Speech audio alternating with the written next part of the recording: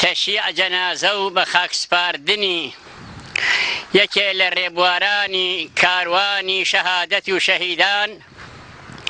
یەکێ لە هەڵگرانی پەرچەم و بەیداخ و عەلەمی لا ئیلاهە ئیلا الله و محەممەد ڕەسوول الله، یەکێ لە گیانبازان بۆ بەردەوامبوون و هێشتنی ناسنامەی ئیسلامی و کوردایەتی کوردی موسڵمان. سەلامی خوای گەورە لە ئێوە و لە هەموو کەسوکاران و خزمان و دۆستان و هاوسەنگەرانی. ئەسسەلام عەلەیکم وەڕەحمەت الله وبەرەکاتوه. بەڕێزان، پێشەکی بە ناوی خۆم و پێشەوا و ئەمیر و مەکتەبی سیاسی و سەرکردایەتی و ئەندامان و دڵسۆزان و لایەنگرانی کۆمەڵی ئیسلامی و ئێوەی بەڕێزی شەوە سەرخۆشی ئەکەین لە خۆمان و لە کەسوکاری شەهیدی خوا لێخۆش بوو. داواکارین لە خوای پەروەردگار ئەو شەهیدە لە کاروانی شەهیدان دوانەکەوێ و لە ریزی شەهیدانی هاوسەنگەرانیە بە خزمەتی پێغەمبەری خوا و شەهیدانی سەدری ئیسلام بگا. بەڕێزان، خوای گەورە ڕێزێکی لە شەهید ناوە،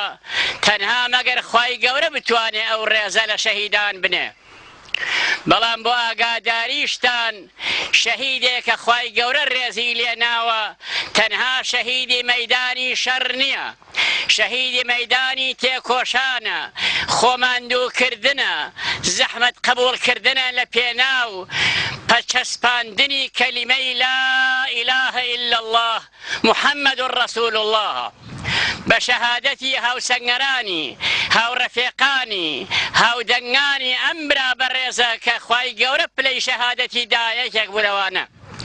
خوای گەورە لە ڕێزی شەهیدانە دوو جارێ ئێمە ئاگادارەکاتەوە، جارێکیان بەدەم نەڵێین شەهید مردووە، جارێکیشیان بە خەیاڵیشمانان نەیەت. پێمانە فەرمێ وەلا تەقولوا لمن يقتل في سبيل الله ئەموات. ئامان دەخیلە ئەوەی کە لە ڕێی چەسپاندنی بەرنامەکەی خوا گیان تەسلیمەکا و گیان نەبەخشێ،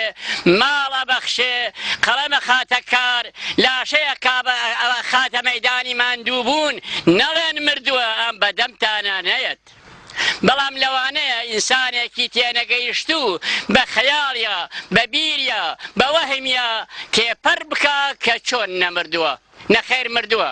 خوای گەورە دیسان ئاگادارمانەکاتەوە، پێمانە فەرمێ وەلا تەحسەبەنە الذین قوتلوا في سبيل الله ئەموات. وا نەیە بە خەیاڵتانە، وا مەزانن، بڕواتان وا نەبێ گیانباز و شەهیدی ڕێگای خوا مردووە. ئەی باشە نەمردووە چییەکە لەکوێیە؟ بەل ئەحیاون، بەڵام زیندووە. زیندووە ئەی باشە زیندوو خواردنی گەرەکە، خواردنەوەی گەرەکە، ئەی چۆن زیندوو بێ خواردن و خواردنەوە ئەژی؟ عند ربهم يرزقون، لەسەر نیعمەت و خوانی پەروەردگارە خواردن و خواردنەوەی هەیە، ژیانی هەیە، میواندارە لای خوا لە فردەوسی بەرین. جا عزیزان، ئەم برا بەڕێزەمان ئینشاءڵڵا یەکێکە لەو شەهیدانە، چونکی ژیانی، جوانی، ماڵی بۆ خوا لە ڕێی خوا سەرف کردووە بە شەهادەتی شاهیدانێک کە من ئەمڕۆ پرسیارم لێ کردوون. بەڵام ئەو دەسەیش کە دەستی خەیانەتی درێژ کرد، ئەو ئازیزەی شەهید کرد، ئێمە شەهادەتمان لا تاسۆخ نییە. ئێمە بەرنامەمان یا شەهادەتە یا سەرکەوتن، هەر کامیان بەدەستبێنین بە ئاوات گەیشتوین. کاتێ هەواڵی شەهیدبوونی ئەم خوارێ خۆشبووەم بیست، شەهیدبوونی عومەر، عوسمان، عەلی، حەسەین و هەروە تا ئەمڕۆ ئەو شەهیدانەم کەوتۆ یاد کە ئەمە ڕێبازی ئێمەیە. ئینسان ئەبێ لەسەر ڕێبازێ بڕوە کە وەختی خۆی بۆیدا ڕێژراوە، بۆی قیرتاو کراوە. بەڵام بۆ ئاگاداریشتان کۆمەڵی ئیسلامی خاوەنی ئەم حەقەیە، لەسەری فەرزە ئەبێ بە شوێنی ئەو کەسا بگەڕێ کە ئەم دەسەی وەشاندووە، بە شوێنی ئەو کەسا بگەڕێ کە ئەو دەسە چەپەڵەی وەشاند و ئەم عازیزەی ئێمە بەرەو بەهەشت ڕەوانە کرد. ڕەحمە لەوانەی بە شەهید ناڵێن سەرخۆشی لە کەس و کاری ئەڵێن پیرۆز بێ شەهادەتەکەی بەڵێ شەهادەت پیرۆزبایی ئەوێ چونکە بەرەو بەهەشتە ڕوا خوا شاهیدە بۆ ئەوەی کە شەهید نامرێ و لای خوا میوانە بەڵام دیسانەوە داوا ئەکەم لە سەرکردایەتی کۆمەڵی ئیسلامی خۆی بە خاوەنی ئەم حەقە بزانێ خۆی بە خاوەنی ئەم ئینسانە بزانێ کە ژیانی بۆ ئیسلام تەرخان کرد کە هاوسەنگەری شەهیدانی بوو بۆ بەرچەسپاندنی بەرنامەی خوا خۆی ماندوو کرد بۆ چەسپاندنی بەرنامەی دۆزینەوە و گومنەبوونی ناسنامەی کوردایەتی و ئیسلام بوونی میلەتی کورد زەحمەتی کێشا چونکی میلەتی کورد میلەتێکە کە بەڕەغبەت موسڵمان بووە ڕەحمە لە ڕوحە و شاعرە ئەڵێ بۆ بەجێهێنانی فەرمانی لە هەر سەر ئاوێ لە کوردەواری لەسەر هەر ئاوێ لە کوردەواری بۆ بەجێهێنان فەرمانی باری جێگە نوێژێ دیاری کراوە ئەگەر نوێژ نەکەی کورد نیت و لاری کەواتە ئەوەی کوردە ئیدعای کوردایەتی ئەکاشێ موسڵمان بێ ئەوەی ئیدعای کوردایەتی ناکا و موسڵمان نییە لە کوردایەتی بەریە چونکی ئەوەی موسڵمان دەبێ گەلەکەی ناپارێزێ شەرەف ناپارێزێ ئەخلاق ناپارێزێ تەنها ئیسلامە پارێزەری شەرەف ئیسلامە پارێزەری ئەخلاق ئیسلامە پارێزەری سەرکەوتن چونکی ئینسان ئەگەر بێوێ خەبات بکە بۆ ڕزگاری میلەتەکەی ئەبێ بە دوو باڵ بفرێ باڵێکی چەکە و باڵێکی قورئان باڵێکیان نەما باڵی شکاوە ناتوانێ بفرێ چەقەڵەی خوا ڕێگومەکە ڕێ نادوەسێتەوە جادیسانیشۆ داواکەین لە خوای گەورەم شەهیدەمان لە کاروانی شەهیدان دوانەکەوێ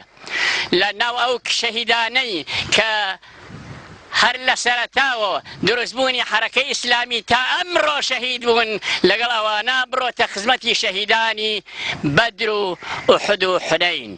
بڕۆتە خزمەتی پێغەمبەری خوا خوێنەکەی شاهیدە کە بۆ خوا ڕشتوێتی بۆ خوا ڕێژراوە وەکو لە پێش عەرزم کردن شەهید تەنها ئەو کەسە نییە کە لە سەفی حەربە بە گولە یا بە شمشێر یا بە هەرچی شەهید دەبێ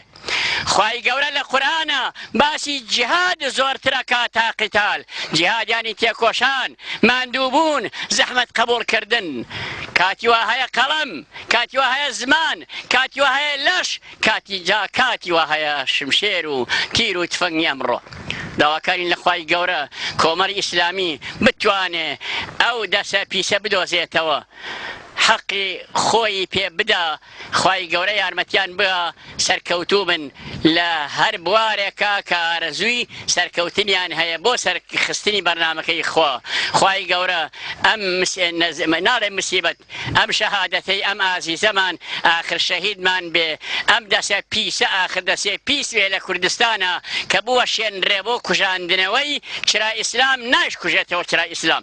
بەری ڕۆژ نەبە بێژگە گیرێ نەتەپوتۆز ڕۆشنایی ڕۆژ کپەکاتەوە لەوانەیە ڕۆژێ لە ڕۆژان گەرمایەکەی تینەکەی ڕۆژ کەم بکاتەوە بەڵام ڕۆشنایی ڕۆژ بە تەپوت و تۆز و خۆڵبارین و ئەمانە ڕۆشنایی ڕۆژ کپ نابێتەوە خوای گەورە پارێزەری ئەم دینەتە خوای گەورە پارێزەری ئەم بەرنامەتە خوای گەورە پارێزەری ئەم ڕێبازەیە کە پێغەمبەری ئازیز بۆ ئێمەی قرتاو کردووە بە پێی بەرنامەکەی خوا بە پێی قورئانەکەی خوا مانگەکە مانگی مەولودە مانگێکە کە هاتنە دنیای پێغەمبەری ئازیز تاریکە شەوی ڕەواندەوە ئینشاءڵڵا تاریکە شەویش بۆ ئێمە ڕەوێتەوە بەڵام بەچی بە هیوای لوتفی خوا ئەوەڵ دوای زەحمەتی ئەم گەنجە شیرینە خوێنگەرمانەی کە لەگرە ئامادەن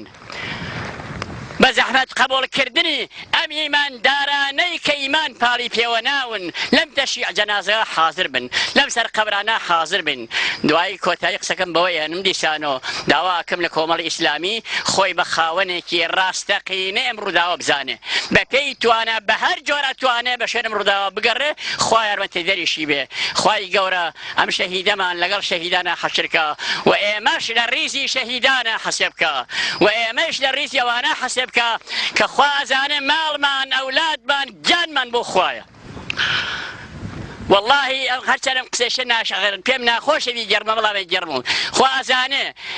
یەکەم شەهیدی حەرەکەی ئیسلامی خۆشەویستترین ئەولادم بووە کاتێ لە تازیەکەیە قسەم کردووە مامۆستا بە عوسمان سەری سڕەما مامۆستا سەر سڕ نەمێنێ گەورەترین فەخرە بۆ من کە یەکەم تاجی شەهادەت بەسەر منەوە نەرا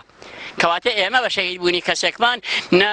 ئەلەرزین نە پەکمان ئەکەوێت نە ناڕەحەتە بین حتا لێمان شەهید بکرێ ئازاترە بین شەجاعترە بین وریاترە بین ئاگادارترە بین خوا ئاگادارمان کە خوا کاتێکینە حزوری بتوانین بە ئومەتی پێغەمبەر خۆمان حەسێ بکەین وآخر دعوانا الحمد لله رب العالمين والسلام عليكم